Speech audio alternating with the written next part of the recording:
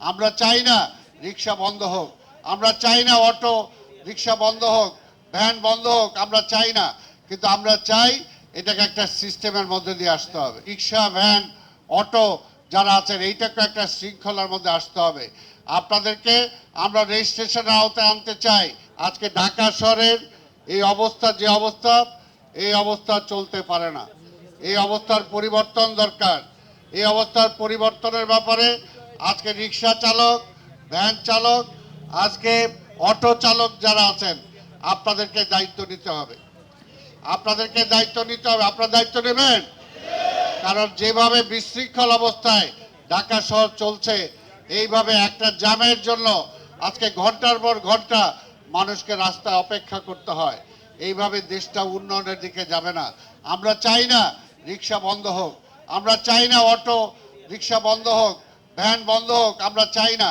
কিন্তু আমরা চাই এটাকে একটা সিস্টেমের মধ্যে দিয়ে আসতে হবে, একটা নিয়মের মধ্যে দিয়ে আসতে হবে।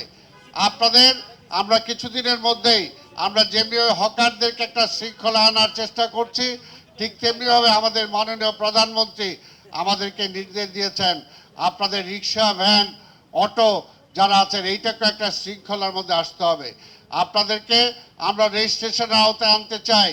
ঢাকা সিটি কর্পোরেশনের আওতাধীন কি আপনারা আছেন? আসতে চান? আসতে চান? কারণ পুরনো রিক্সা যারা আছে তারা যেগুলো রেজিস্টার্ড ছিল, আপনারা যদি চান আপনাদেরকে রেজিস্ট্রেশনের আওতায় আসতে হবে। ঢাকা শহরে কালকে গ্রাম থেকে আসবেন, আজকেই ঢাকা শহরে একটা রিক্সা নিয়ে নেমে যাবেন, এটা কি শৃঙ্খলার মধ্যে পড়তে পারে? এটা শৃঙ্খলায় পড়ে না। কাজেই আজকে কেরানীগঞ্জ থেকে আপনি ব্রিজ পার হয়ে ঢাকা শহর আইসা রিক্সা চালাবেন, এটা কি নিয়মের মধ্যে পড়তে পারে? এটা পড়তে পারে না।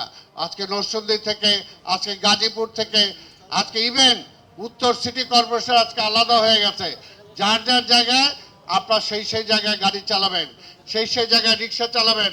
আমরা এটা নিয়মের মধ্যে, শৃঙ্খলার মধ্যে এনে দেব। ভ্যান চালক ভাইদেরও আমরা নিয়মের মধ্যে এনে দেব। আজকে এই নিয়মের মধ্যে যদি আসতে পারি তাহলে রাস্তার যানজট কমে যাবে। ফুটপাত আজকে জনগণের জন্য আমরা করেছি, কিন্তু দেখেন ফুটপাতে আজকে জনগণ চলতে পারে না। জনগণ অভিযোগ, আমরা অনেক জায়গা থেকে হকারদেরকে সেখানে তুলেছি, তাদের জন্য আমরা বিকল্প ব্যবস্থা করেছি। ঠিক আপনাদের রিক্সার জন্য এবং অটো রিক্সা যারা আছে, যারা ব্যাটারি চালিত রিক্সা, এটা আপনারা কিছু মনে করবেন না। ব্যাটারি চালিত রিক্সার অনেকে ভয় পায়, অনেকে ভয় পায়, সেটার মধ্যে ব্রেক ঠিক মতো নাই, অনেক জায়গায় অ্যাক্সিডেন্ট হয়ে যায়। আপনাকে এটা চান কি? এটা তো জোরে বললেন না। এটা চান আপনারা? হ্যাঁ বলেন, কারণ নিয়মের মধ্যে আসতে হবে। যদি ব্রেক ছাড়া একটা রিক্সা চলে, এটা কি হইতে পারে? এটা তো হইতে পারে না। কিভাবে ব্রেকটা দেয়া যাবে সেই সিস্টেমটা আপনাদের মধ্যে থাকতে হবে।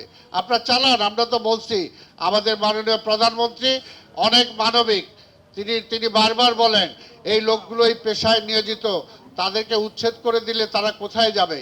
তাদেরও তো একটা পেট সংসার আছে, তাদেরও পেট চালাইতে হবে। কাজে তাদেরও একটা ব্যবস্থা করে দিতে হবে। গাড়ির ড্রাইভাররা কিন্তু অনেক সচেতন হয়ে গেছে, কারণ লাল নীল বাতি যদি তারা না মানে, অটোমেটিক্যালি তার ফোন নাম্বারে তার ফাইন চলে যাচ্ছে। এবং নিয়ম হচ্ছে, যদি ড্রাইভার বেশিবার এরকম নিয়ম না মানে, তাহলে তার লাইসেন্স বাতিল হয়ে যাবে। লাইসেন্স বাতিল হলে তো আর আপনি গাড়ি চালাতে পারবেন না।